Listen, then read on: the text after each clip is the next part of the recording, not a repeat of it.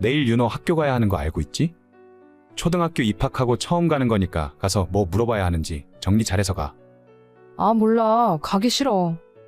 그냥 나중에 따로 가서 선생님 만나 물어보던지 할래. 아니 왜? 첫 학부모 참관 수업이잖아. 다른 엄마들도 다 올 텐데 당신도 가서 얼굴 비추고 친하게 지내야지. 그래서 가기 싫다고? 다른 엄마들 다 오니까 가기가 싫은 거야. 그냥 나중에 따로 조용히 찾아가서 담임 선생님이랑 1대1로 면담할래. 그냥 남들 갈 때 같이 가는 게 낫지 않아? 윤호도 학교에 엄마 온다고 기대 많이 하고 있을 것 같은데. 애들 보는 눈도 있으니까 안 가는 거야. 뭘 알지도 못하면서 자꾸 가래. 애들 보는 눈이 뭐 어떻길래. 이상한 소리 하지 말고 확실히 무슨 이유인지 이야기를 해봐. 아니, 다른 엄마들은 전부 비싼 명품 가방 하나씩 들고 올 거 아니야. 나는 결혼 전에 쓰던 낡은 가방 하나밖에 없잖아. 이거 들고 창피해서 애 학교를 어떻게 가? 당신이 가방이 없긴 왜 없어? 우리 재작년에 여름 휴가 갔다 올 때 면세점에서 사온 가방도 있잖아. 그거 몇 번 들지도 않았는데 왜? 그건 브랜드가 조금 그렇지. 동네에서 편하게 마트 갈 때 들고 다니려고 산 거란 말이야. 이걸 공식적인 자리에 들고 나가면 망신당해. 당신 그 가방 300만 원 정도 주고 산 거 아니었어? 300만 원짜리 가방이 동네 마실용이라고? 그리고 아이 학교 참관 수업 가는데 뭘 그렇게 따지는 게 많아? 그냥 애들 보러 가는 거잖아. 아니, 아까 당신도 이야기했잖아. 애들 엄마들 다 오는데 남들한테 보는 눈이 있지. 차라리 안 가면 모를까. 이런 가방 들고 가면 어떡해. 남들이 우리 윤호 무시할 거 아니야? 누가 부모 가방을 보고 애를 무시해? 300만 원짜리 가방 들고 가면 무시당하는 거야? 그럼 얼마짜리를 들어야 하는데? 요즘 맨날 가방 타령하더니 다 이유가 있었구만. 내가 엄청 큰 걸 바라는 것도 아니잖아. 엄마들 모임에 들고 나갈 정도는 사줘야지. 요즘 엄마들은 다들 에르메스는 기본이야. 에르메스? 그거 차 한 대 값이잖아. 그걸 어떻게 사? 아니, 누가 그걸 사달래? 나도 양심이 있지. 당신 한 달에 얼마 버는지 뻔히 아는데 연봉이랑 맞먹는 에르메스 가방 사달라는 소리가 아니잖아. 그래도 최소한 엄마들 사이에서 품위 유지할 수 있을 정도는 사줘야지. 내가 예전부터 이야기했잖아. 샤넬 가방이 그렇게 비싼 것도 아니라니까? 샤넬 가방도 1,500만 원 정도 한다면서. 여보, 지금 우리 형편에 그게 맞는 일이라고 생각하지 않아. 비싼 건 나도 아는데 샤넬은 재테크 한다는 말도 있잖아. 한 번 사면 가격이 안 떨어진다니까. 나중에 팔아도 제값 이상 받을 수 있어. 그건 모르는 일이지. 금도 아니고 그런 게 어디 있어. 당신이 맞벌이 하는 것도 아닌데 내 월급으로는 생활비도 빡빡하다며. 작년에 이 집으로 이사 오면서 대출도 많이 받았잖아. 대체 어떻게 하려고 그래? 내가 생활비를 아껴볼게. 12개월 할부 돌리면 괜찮을 거야. 12개월로 해도 한 달에 100만 원이 넘잖아. 1년 동안 생활비를 매달 100만 원씩 줄일 수 있다고? 그렇게 할 수 있었으면 진작 아껴서 돈을 모으지 그랬어? 이렇게 필요하다는데 좀 사줄 수도 있는 거 아니야? 아, 몰라. 내일 학부모 모임 안 갈 테니까 그렇게 알아. 앞으로도 쪽팔려서 아무 데도 안 가. 너 체면이 중요하니? 애 학교 보내놓고 엄마가 안 가본다는 게 말이 되는 소리야? 그럼 당신이 하루 회사 쉬고 가던가. 몰라, 맘대로 해. 저희는 올해 초등학교 들어간 아들을 키우고 있습니다. 저는 42, 아내는 36살이에요. 원래는 둘 다 직장 생활을 하고 있었는데 아이가 생기고 아내가 출산 휴가를 쓴 뒤로 회사에 복직하지 않고 그대로 아이를 키우며 전업주부로 지냈어요. 제 연봉이 5천 조금 넘는 상황에서 외벌이로 세 식구 먹고 사는데 넉넉하진 않지만 크게 모자란 것도 아니었습니다. 그런데 작년에 아이 학교 들어가기 전에 아내가 초등학교 옆에 있는 아파트로 이사를 가야 한다고 강력하게 주장을 하는 바람에 대출을 3억 가까이를 더 받아 지금 사는 집으로 이사를 오게 되었어요. 원래는 대출 없이 전세에서 살고 있었기 때문에 외벌이로도 생활에 문제가 없었는데 매달 150만 원에 달하는 대출금을 갚다 보니 살림이 너무 팍팍하더라고요. 아이가 조금 더 크면 아내도 나가서 일을 하겠다는 말을 믿으며 저도 나름대로 허리띠를 졸라매며 살고 있었는데 올해 초부터 아이가 학교에 들어간 이후로 아내는 명품 가방 타령을 하기 시작했어요. 아내에게 가방이 없는 것도 아니고 예전 가족 여행을 갔을 때 사온 것도 있었는데 그건 들고 다니기 싫다면서 비싼 가방을 사달라 하더라고요. 제가 능력이 있거나 집안 형편에 여유가 있다면 아내가 사달라는 걸 안 사줄 이유가 없지 않겠습니까? 하지만 누울 자리를 보고 다리를 뻗으라고. 제 월급에서 아파트 대출금과 관리비, 우리 세 식구 보험료 같은 고정비용만 빼더라도 먹고 사는 생활비조차 팍팍해서 여유 도는 고사하고 가끔 큰돈 들어갈 일 있을 때마다 카드 할부까지 써야 하는 상황이었죠. 이대로라면 집을 팔고 이사를 가던지 아내가 하루빨리 일을 시작해야 할 것 같은데 이 와중에 가방을 사달라고 하니까 어처구니가 없었습니다. 여보, 진짜 딱 하나만 사자. 어제 이야기 들어보니까 창관 수업 끝나고 애엄마들끼리 따로 모였대. 모여서 2차로 점심도 먹으러 가고 커피 마시면서 한참 놀았다 하더라고. 그러니까 당신도 나가라고 했잖아. 가서 이야기도 좀 하고 친구 엄마들이랑 정보 교환도 하지 그랬어. 나도 나가고 싶어. 다음 달에 엄마들끼리 또 모인다고 하는데 그때는 가야 할 것 같거든. 그러니까 가방 하나만 사줘. 그 이야기는 끝났잖아. 우리가 그럴 돈이 어디 있냐고. 돈이 있으면 나도 사주고 싶지. 카드 할부로 하자니까. 당신 카드 한도 3천만 원까지 되잖아. 그걸로 12개월 할부 긁으면 된다니까. 아니, 12개월 할부까지 긁어서 가방을 정말 사고 싶어? 우리 이 집에 이사 오고 나서 저축도 하나도 없고 당장 다음 달 카드값 갚으면 남는 돈도 없잖아. 내가 아껴서 생활한다고 했잖아. 아끼면 돼. 배달 음식 안 시켜 먹고 집에서 밥 해 먹으면 된다니까. 우리 차도 결혼하고 한 번도 못 바꿨어. 가방에 1,500만 원 쓸 돈 있으면 그 돈으로 중고차나 하나 사는 게 낫지 않을까? 소형차 타고 아이랑 다니기 창피하다며. 차라리 가방 살 돈으로 안전한 SUV 하나 중고로 사. 차는 이번에 가방 사고 할부 다 갚으면 그때 사자. 어차피 애가 어려서 당장은 작은 차도 상관없잖아. 당신 진짜 그렇게까지 가방을 사야겠어? 그게 그렇게 중요한 거야? 아니, 남들 다 갖고 있는데 나만 없잖아. 나만 없으면 아이 친구 엄마들이 나를 어떻게 보겠어? 무시 당할 바에는 안 나가고 말지. 그럼 나가지 마. 뭐? 뭐라고? 그럼 나가지 말라고. 앞으로 윤호 학교에 갈 일이 있으면 그냥 내가 갈게. 연차를 쓰던 반차를 내던 내가 갈 테니까 당신은 신경 쓰지 마. 진짜 대단하다, 대단해. 가방 하나 사주기 싫어서 이렇게까지 해야겠어? 사주기 싫은 게 아니라 사줄 능력이 없을 뿐이야. 가방 사고 싶으면 너가 나가서 일해서 사던지 맘대로 해. 그리고 앞으로 우리 돈 관리는 내가 할게. 뭐? 그게 말이 돼? 돈 관리까지 당신이 하면 내가 살림을 어떻게 하라는 거야? 먹고 사는데 필요한 거 있으면 얘기해. 내가 다 사줄 테니까. 대신 당신도 나처럼 개인적인 용돈은 30만 원만 줄 거야. 더 필요하면 나가서 일을 하던지 알아서 해. 나 참 어이가 없으려니까. 결혼하고 지금까지 아내에게 경제권을 다 넘겨주고 있었는데 저 사람 씀씀이를 가만히 보니 이대로는 안 되겠다 싶었습니다. 그냥 돈 관리 제가 하기로 했고 아내가 필요한 게 있으면 그때그때 사주기로 정했더니 생활비가 평소보다 50만 원 이상 더 많이 남기 시작했습니다. 적금을 하나 더 넣었는데 진작 이렇게 했으면 형편이 훨씬 좋았을걸. 괜히 모든 돈을 아내에게 다 맡기고 있었던 것 같네요.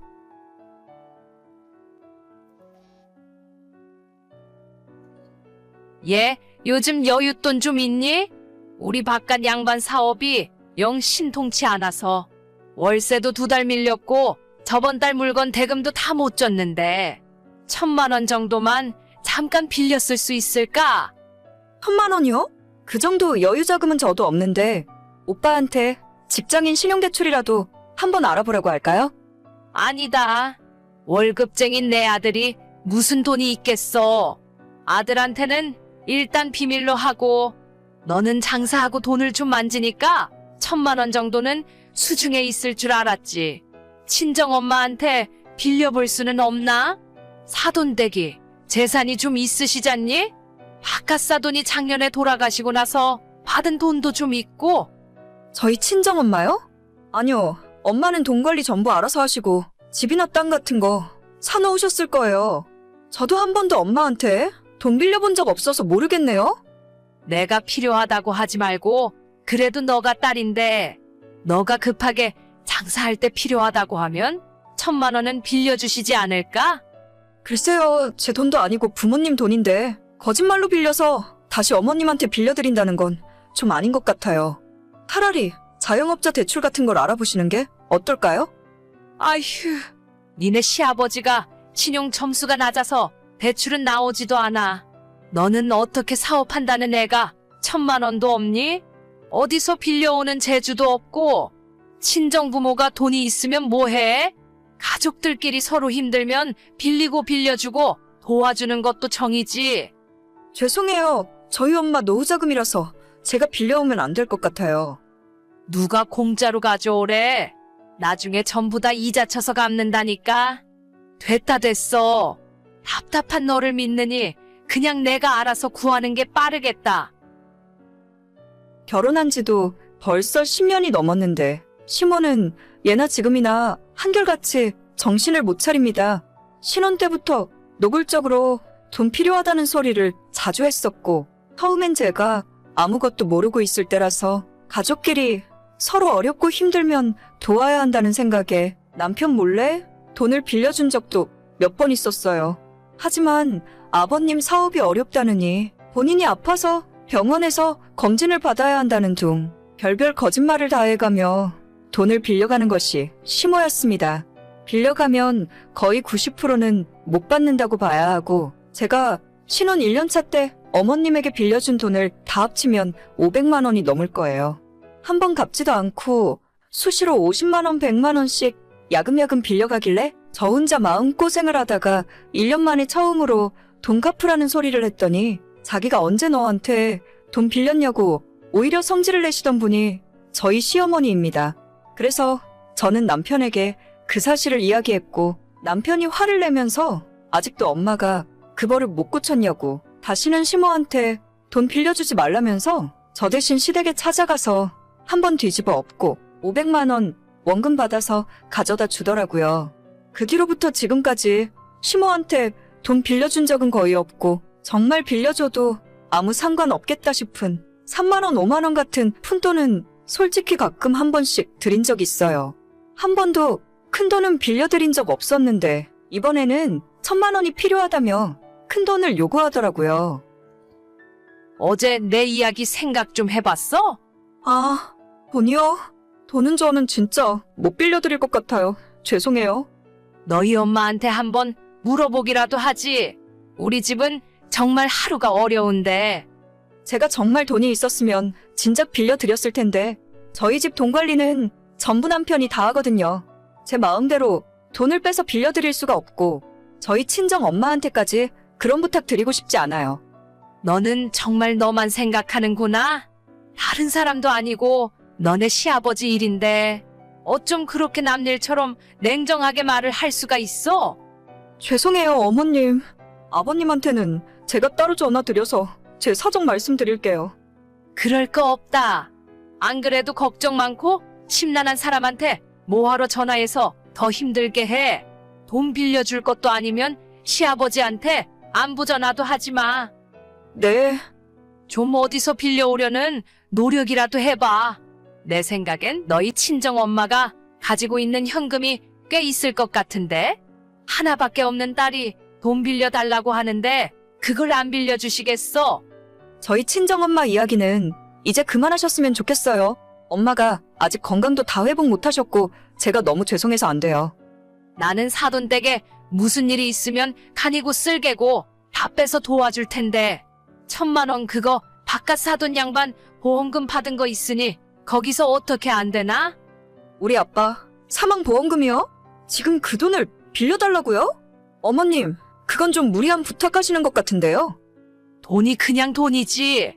이런 사정 있고 저런 사정 생각하면 쓸 수 있는 돈이 세상에 어디 있어? 나도 이런 말까지는 안 하려고 했는데 뻔히 현금 1억 받은 거 내가 알고 있는데 가족끼리 1억이야? 저는 지금 어머님이 무슨 소리 하는지 잘 모르겠어요. 일단 돈 이야기 계속하실 거면 저 이야기 그만할래요. 그냥 눈 딱 감고 1,000만 원만 빌려달라고 해봐. 작년 봄에 건강하시던 저희 아빠가 하루아침에 돌아가시고 그 충격으로 멀쩡하던 엄마까지 쓰러지셨어요. 이래저래 다 정리하고 나니 아빠가 가입되어 있던 보험에서 사망보험금이 1억 나왔다고 하더라고요. 저나 엄마나 그 돈 쓸 수도 없고 쓸 생각도 없어서 아직까지 엄마 통장에 고스란히 있습니다. 친정엄마는 지금은 건강을 많이 회복하셨지만 아직도 많이 우울해하고 힘들어하세요. 워낙 저희 부모님 두 분이 사이가 좋으셨기 때문에 보는 저까지 힘들 지경입니다. 이런 와중에 어떻게 그 돈을 빌려달라고 할 수 있는지 시모를 이해할 수가 없어요. 어차피 돈이야 처음부터 빌려줄 생각 전혀 없었고 말하는 꼴을 보아하니 아버님이 사업 때문에 돈 필요하다는 말도 처음부터 거짓말 같더라고요. 어떻게 하면 못된 시모에게 한 방 먹일 수 있을까 고민하다가 어머님이 가장 눈치 보고 무서워하는 저희 남편에게 이야기를 해버렸습니다. 남편은 또 엄마가 돈 빌려달라고 했냐고 정말 세상 창피해서 살 수가 없다며 화가 머리 끝까지 났었는데 마침 그때 또다시 어머님으로부터 돈 빌려달라고 연락이 오더라고요. 진짜 1,000만 원 못 구하겠니? 정 힘들면 500이라도 좀 해줘봐. 가족끼리 도울 생각을 해야지. 너는 맨날 안 된다는 소리만 하니? 보험금을 1억을 받았으면서 어떻게 외동딸한테 한 푼도 안 줄 수가 있어? 그걸 나보고 믿으라고? 엄마, 나야 정환이. 지금 이게 무슨 소리야? 엄마가 와이프한테 돈을 빌리긴 왜 빌려? 정환이? 아니 너가 마누라 폰을 왜 보고 있어? 별일 아니고 그냥 농담한 거니까 신경 안 써도 된다. 농담! 장인어른 보험금에서 1,000만 원 빌려오라는 말이 농담이야? 그리고 아빠한테는 내가 오늘 전화해봤는데 멀쩡하게 장사 잘하고 있는 아빠가 돈이 갑자기 왜 필요해? 엄마, 아직도 정신 못 차렸어? 아니, 그냥 나는 옆에서 보니까 매출이 떨어지는 것 같아서 힘들어 보이길래. 솔직히 얘기해. 이번에는 또 뭔데? 다단계 또 하는 건 아니지? 아니야. 다단계는 무슨. 너가 생각하는 그런 거 아니니까 신경 쓰지 마. 엄마, 진짜 정신 차려. 며느리한테 할 말이 있고 못 할 말이 있지. 부모 보험금 가져다가 돈 빌려달라는 소리를 대체 어떻게 할 수가 있는 거야? 내가 우리 와이프한테 창피해서 얼굴을 못 들고 다니겠어. 정환아, 내가 미안하다. 앞으로는 며느리한테 연락 안 할게. 한 번만 더 그러면 아빠한테도 다 이야기할 거고 나 앞으로 다시는 엄마 보러 집에 안 갈 거야. 아들 얼굴 평생 안 보고 살고 싶으면 어디 마음대로 해. 미안. 내가 다시는 안 그럴게. 나중에 남편을 통해 알게 된 사실은 시모는 이미 과거에 다단계로 크게 돈을 날린 적도 있고 사이비 종교 비슷한 곳에 수백만 원씩 가져다 준 경력도 있다 하더라고요. 그래서 집에서는 절대 아버님이 경제권을 넘겨주지 않고 생활비도 전부 체크카드로 사용하게 하면서 어머님이 10원짜리 하나 허튼 곳에 쓰지 못하게 감시하고 있답니다. 아마도 저한테 돈을 빌리셨다면 비슷한 용도로 사용했을 것 같아요. 남편이 이 정도로 이야기했으니 아마 다시는 저한테 돈 빌려달라 소리를 못할 겁니다. 사실 시모가 보험금 이야기를 할 때 제 입에서 쌍욕이 나올 뻔했지만 그랬다면 온 동네방네 본인이 며느리한테 욕먹었다고 피해자 행세를 하고 다녔을 사람이에요. 남편이 나서서 해결해줬고 앞으로 다시는 저한테 따로 연락 못할 겁니다. 흔히 사람이 나이를 먹을수록 현명해진다고 하는데 우리 시모는 아닌가 봐요. 그래도 가족이랍시고 딱한 마음에 몇 번 도와줬었는데 앞으론 얄짤 없습니다. 오늘의 사연은 여기까지입니다. 구독과 좋아요, 알림 설정은 많은 힘이 됩니다. 다들 행복하시고 좋은 하루 되세요.